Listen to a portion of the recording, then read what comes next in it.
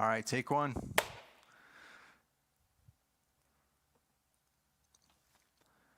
Good afternoon, Toastmasters. I'm Ed Holderman here for a speech for today to talk to you about drums. We've all been caught at the stoplight, air drumming to our favorite song, and maybe we've been embarrassed by it when we've been caught. But wouldn't it be cool if you knew a little bit more about the actual drums to actually put some reality behind that? Well, I'm going to make your air drumming dreams a reality today by showing you around a real drum kit on a real stage with some pretty cool cameras thanks to some friends here. So, are you ready to get started and learn a little bit more about drums? Let's go. Ready? 1, 2, 3, 4.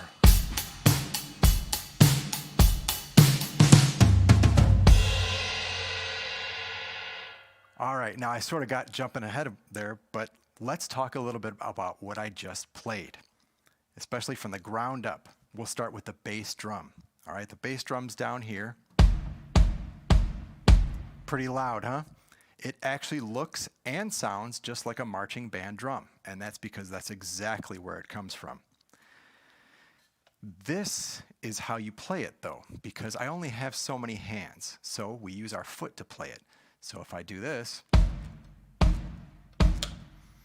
it actually has a spring and a sprocket and a beater on there, a felt beater that hits the bass drum. And so that is how you get to add one more appendage into the drumming mix. But that's what fills out the thump in our drumming repertoire. Next we have our snare drum. And here we go to the kit. All right, sounds pretty cool, huh?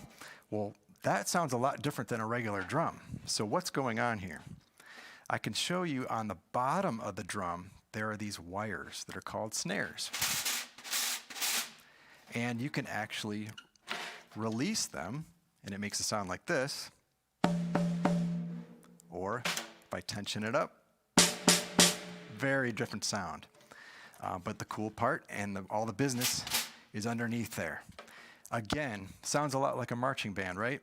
That's because that's exactly where this comes from. Next, we have our hi-hats. Now, on the hi-hats, a lot of times we use them to keep beat with the song.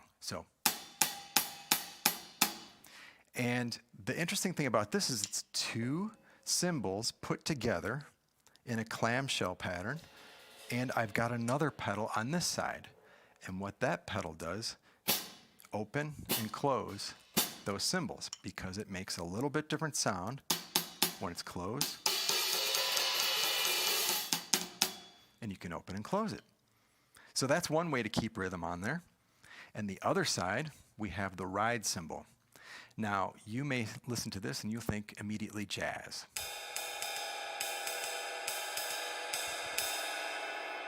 And that's exactly because that's where that sort of comes from. In the 1930s, people started using ride cymbals to do jazz music. You'll have a big piece of metal here that sort of soaks up all the hits you take, doesn't get too loud, and then you've also got a bell on it that makes a different sound. That's more of a rock sound.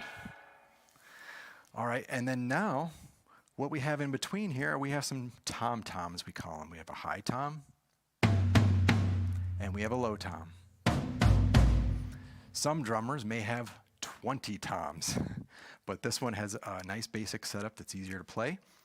And you'll notice that they just have tunings of different volumes and different tones, and that's just done by these hoops here that have tuning pegs that tighten up the heads and make them tighter and looser, and the size of the drum moves a different amount of air.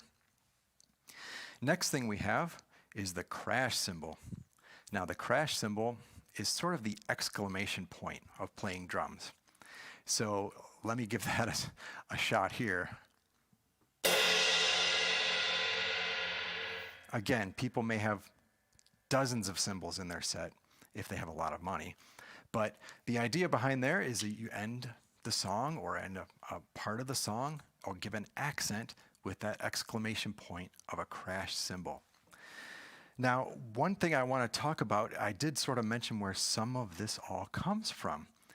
The history of the drum set is that there used to be orchestras, and there still are in marching bands. You had a lot of people playing percussion, and a different person would play each instrument.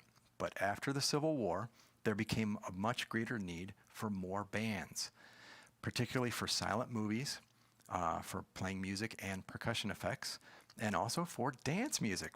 Jazz was big, and there were less musicians, and they needed more bands. So what they did was they took all those symphonic instruments, put them together in a kit so that one person could play them. And that's how you ended up with the modern drum kit. Really, nothing has changed since then.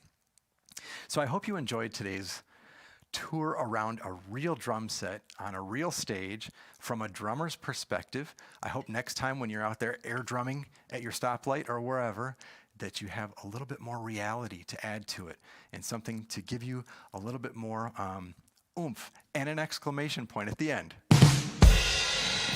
Thank you so much for joining us today. Have a great day. Thank you, Madam Toastmaster.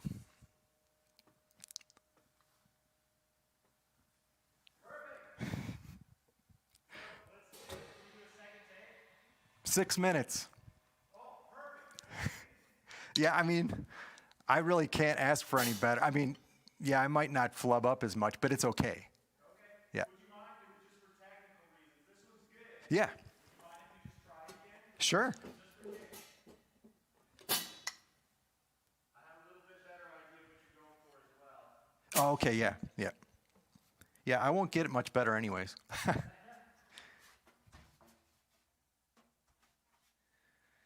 All right, tell me when you're ready.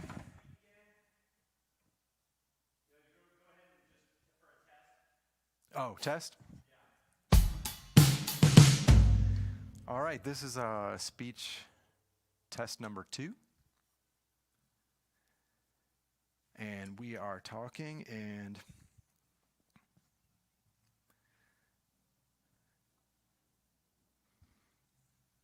this is the drum.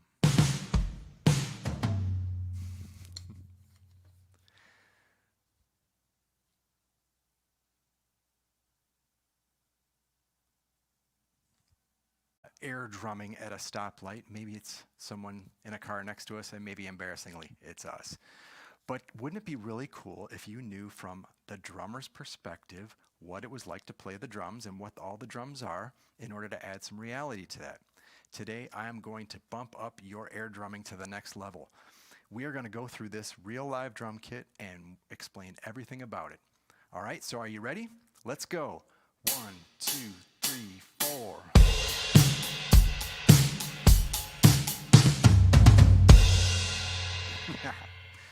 All right, so what I've done here is played a little bit of a simple beat.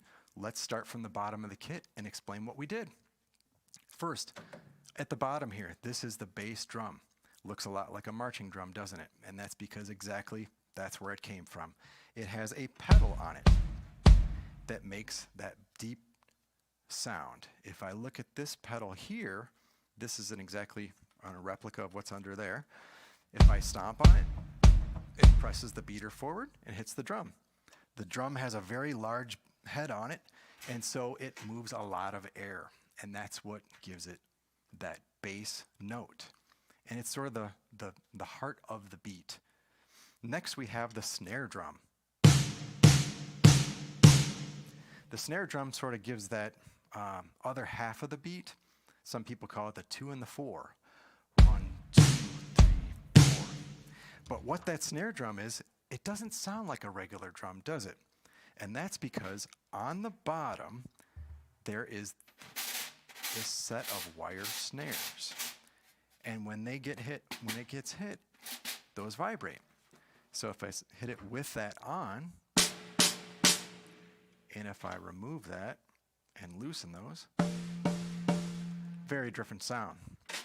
But that's what gives us that sound we're used to in a marching band, also with rock music.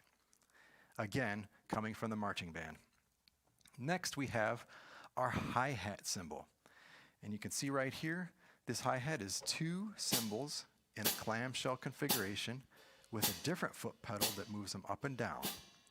And that makes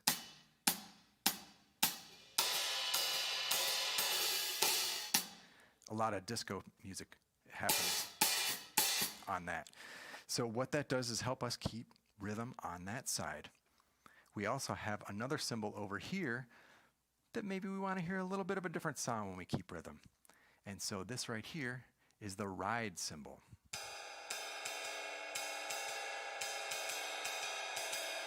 And you can notice that it sounds immediately like jazz. And that's pretty much where it came from. When jazz music started being popular, they started to need to keep time in a different way, and they invented the jazz cymbal. It also has a riding bell. Makes a little bit of a different sound. So that gives us a different sound to keep time on. And then we have our toms. These are our drums that have no snares on them.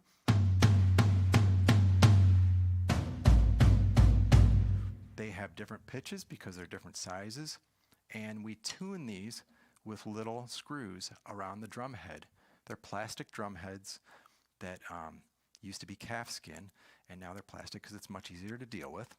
You tighten those down, it gets a higher note, or you loosen them up, it gets a lower note. But the circumference of the drum and the depth of the drum all give it different sounds. All right, and then last we have this cymbal over here, which is our crash cymbal. And our crash cymbal is really the exclamation point in our song. So whenever we're doing something and we want to really emphasize a point, we're going to put that crash cymbal in. So it might sound like...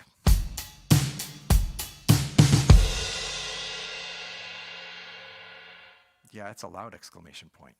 So you might have a bunch of different cymbals around the set to make different sounds for different songs. You might have different drums around there to make different music. But all these different pieces, if you notice I was talking about marching bands, maybe orchestras, the history behind this is that these all used to be played by different people in big orchestras. But after the Civil War, there became a bigger demand for entertainment. And that was in the silent movies and in dance music. Dancing started being a thing. And so they didn't have enough musicians to go around. So what they did was they started putting all the pieces of the percussion ensemble in one set so that a person who's playing music for a movie, in a silent movie, could hit all the different sound effects. Or someone playing for a jazz band could do all the different percussion in one place with one person. And pretty much since the 20s, or the 1800s really, but nothing has changed about the drum set since then. It's just been slight improvements of technology, but really the same configuration because you've only got so many arms and legs and you can only reach so far.